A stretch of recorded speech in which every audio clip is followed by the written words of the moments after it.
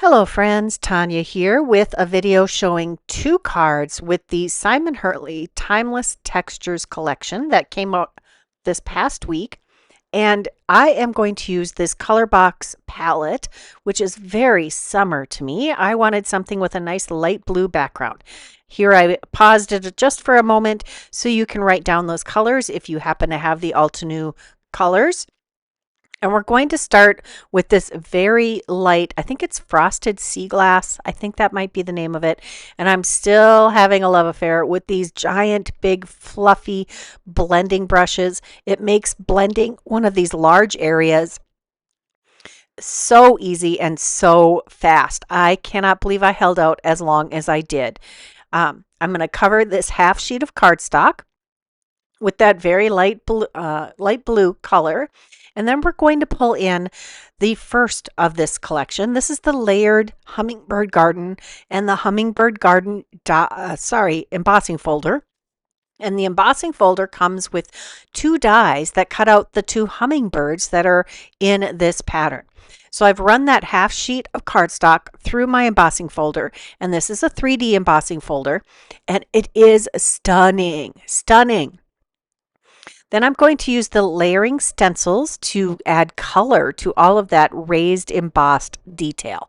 We're going to start out with the layer number 1, which has the hummingbird feet and beak.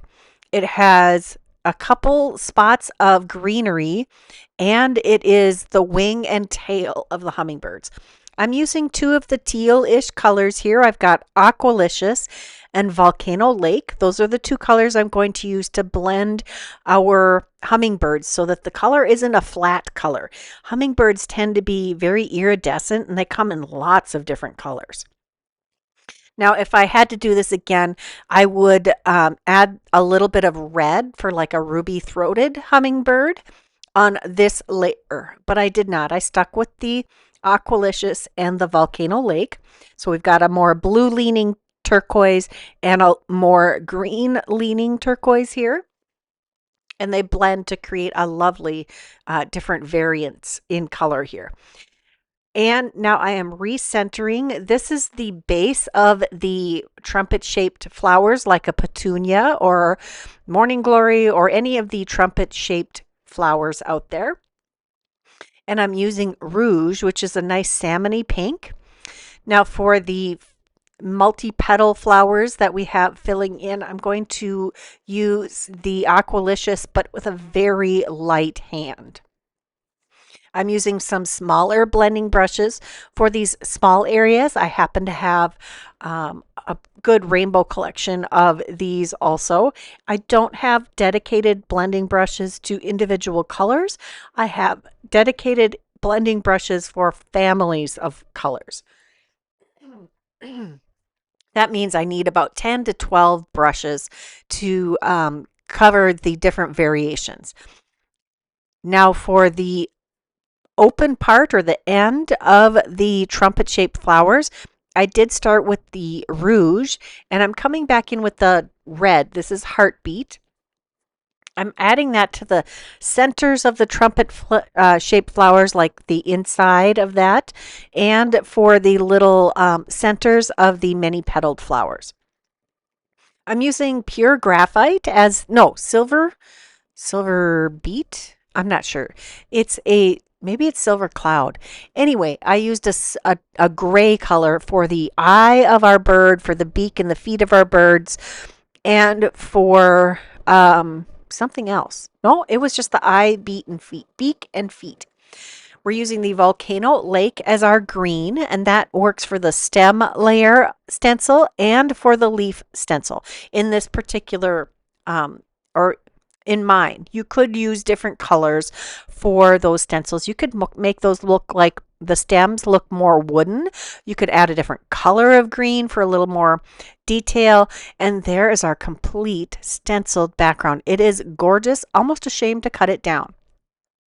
Then I took some white cardstock and cut out the hummingbirds. I'm going to carefully line that up in our 3D embossing folder and run those through the die cut machine and get these gorgeous die cut and embossed birds. Now I'm going to use the stencils to color them the same way I did the birds on the background. Starting with the pure graphite for the beak and the feet, and the Aqualicious and Volcano Lake to do the body of the bird. I should maybe have washed my stencils between uses here because that Volcano Lake ink pad is super juicy and it was kind of seeping underneath the stencil. I do have, and I did at the beginning of this, use my 9x12 Altenew sticky mat. That's what I have for a sticky mat. You don't need every brand out there. Use whichever one you have in your stash. Buy whichever one makes you happy.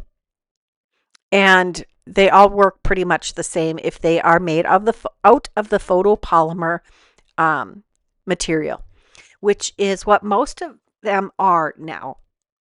To clean them, you just use soapy water. Like I use dish soap in a large house cleaning spray bottle. It holds like, I don't know, 32 ounces or something. So I don't have to fill it very often. And I'm just going to proceed through until I have all of these layers ink blended. Hummingbirds are distinctly a summer bird for me. There are a few birds that stay in northern Minnesota all year. Hummingbirds, I don't know that they are one of them. I don't see them at all in the wintertime. And I know that it's time to get my hanging baskets out when I start buzzing around my lower deck looking for the flowers that I always hang there. I can see them through my kitchen window, and often they buzz us when we're sitting on our upstairs deck, which is just above where the hanging plants are. They are such a lovely part of summer. One of the other things I love to watch fly around because they're beautiful and because it's kind of selfish. I love dragonflies. They eat mosquitoes. We're going to use some Astro Paste in Phoenix Feather, which is a clear iridescent glitter paste. I'm applying it with my fingertip, just trying to mimic that iridescent quality. If you have the Lisa Horton metallic inks, that or interference inks, maybe that's what they're called, you could achieve this look by ink blending with those. I only have a few and none of them are turquoise. Although I didn't even think about that when I was doing my ink blending, but that is a great way to use those kinds of inks. Here we have our beautiful, already dry, glitter pasted hummingbirds. Next set is the flowing florals. There's an embossing folder and a 3D embossing folder and layering stencils for this one also. And again, this is sized to work for a half sheet of cardstock. That means you can use these for whatever size you want of card. And it also means that you can do this stenciled pattern without the 3D embossing folder and create a lovely pattern, and then use the embossing folder to add a textured pattern. So you can still, I should have done that. I didn't even think of it till after I'd completed the taping and the photography for this this video. You could absolutely use these as coordinating products to create I like to make a pattern background, and I like to add texture to my background. So you could use both of these methods to have coordinating patterns and textures. I'm using the same color palette. I had already ink blended the background with that very soft color. And then I am using the Aqualicious and the Rouge. I thought I was going to use, I don't know, in my head I thought that there were two stencils with the larger flower, but there's just one. And I could have very easily done stripes or alternating colors of the flowers, but I just went with it.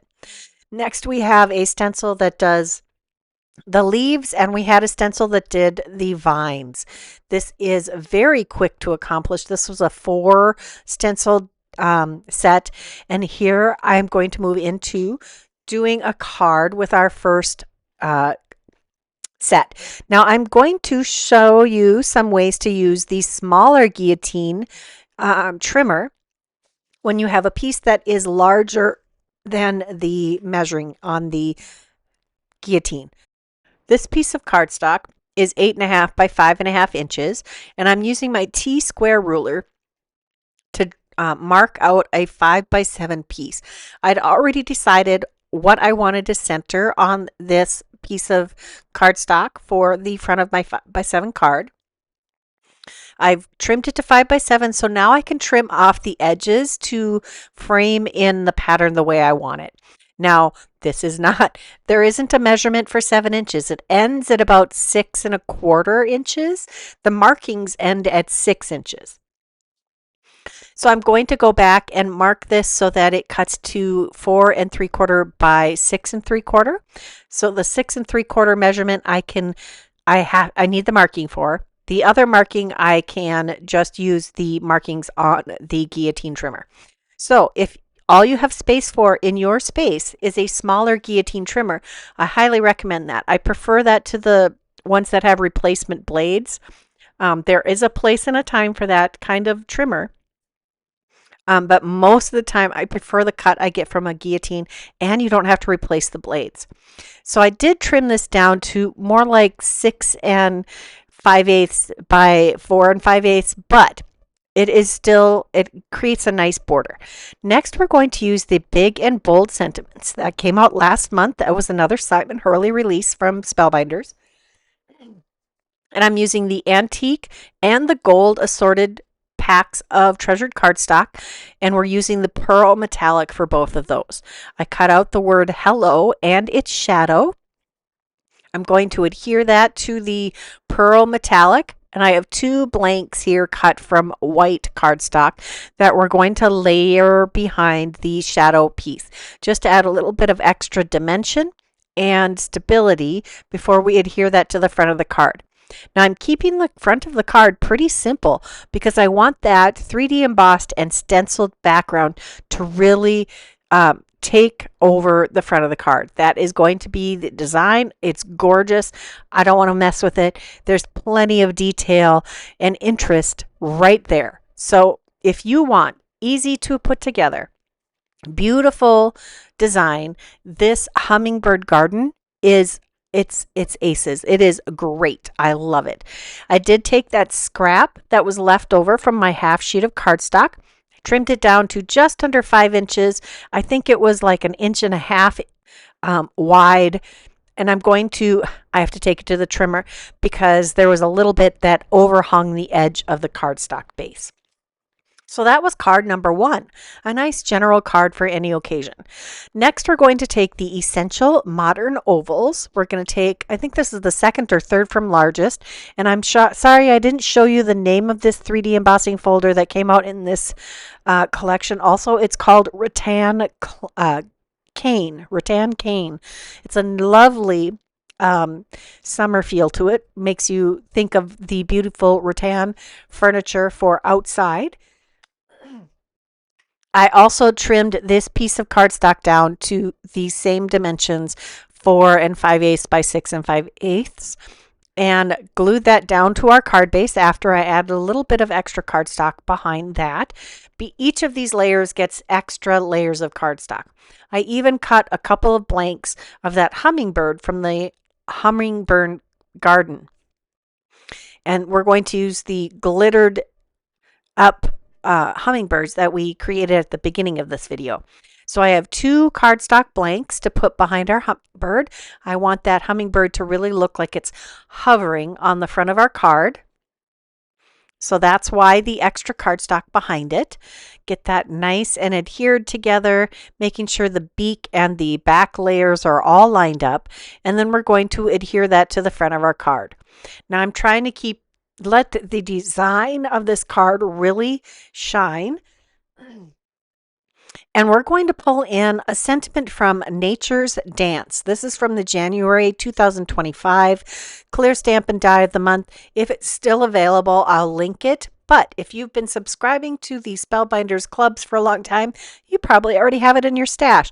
I highly encourage you to shop your stash. You might have exactly what you need already in your stash. Hummingbirds have been a frequent, they have made a few appearances on the Spellbinders collection. So I think the January set of this year had some hummingbirds in it too, some little tiny ones. I do use the coordinating die to cut out the word hugs and a couple of blanks to make sure that that stands out nice on the front of our card. And again, this is a nice general card. We recently needed to come up with a sympathy card at work, and I don't typically make very many specifically sympathy cards. I should. Sympathy and retirement. Boy, we've needed a bunch of those lately. And yeah, I think I need to add both of those to my regular rotation. It's just so hard to come up with those cards. Next, I'm taking one of the more elaborate sentiments or longer sentiments for the inside of the card, and this just says, just a little note to lift your spirits. And I think this could work for just about any occasion you wanted to use it for. And that completes the second card. I hope you enjoyed this video. I had a whole lot of fun playing with these stencils and embossing folders. They're some of my favorite things to use. If you enjoyed this video, please give it a thumbs up, subscribe. If you haven't done that, leave me a comment. Tell me your hummingbird stories. And if you're interested in any of the product I used today, check that description box below for a link to a picture clickable link to all the products that I used. Until next time, here are a couple more videos I thought you might enjoy. Bye-bye.